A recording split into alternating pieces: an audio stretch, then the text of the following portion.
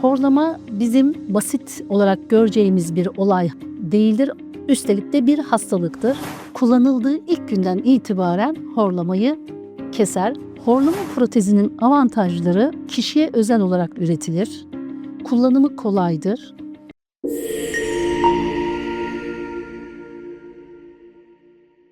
Ben diş hekimi Büşra Sevimay Yavuz. Hospitalet Diş Hastanesi Pendik Şubesi'nde yıllardır, uzun süredir hekimlik yapmaktayım. Konumuz horlama ve apne protezi. Merhabalar hocam.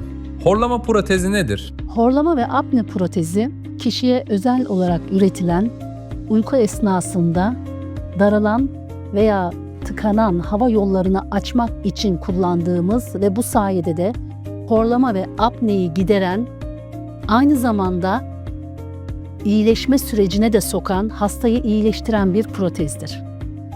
Horlama bizim basit olarak göreceğimiz bir olay değildir. Üstelik de bir hastalıktır. Bizim yaptığımızda bu hastalığı tedavi etmek. Horlama protezi horlamayı tamamen keser mi? Horlama protezinin zaten en büyük avantajlarından biri de bu. Kullanıldığı ilk günden itibaren horlamayı keser. Horlama aynı zamanda tedavi sürecine hastayı soktuğu için de ilerleyen apne sendromlarına da çare olmuş olur. Kimler horlama protezi kullanabilir? Horlama protezini horlayan herkes kullanabilir. Özellikle yaşa bağlı olarak fizyolojik kas gevşemelerinden dolayı horlayan hastalarımız daha başarılı olmakta. Biz herkese yapıyoruz şikayet olan hastalarımıza. Horlama protezinin avantajları nelerdir? Horlama protezinin avantajları kişiye özel olarak üretilir. Kullanımı kolaydır.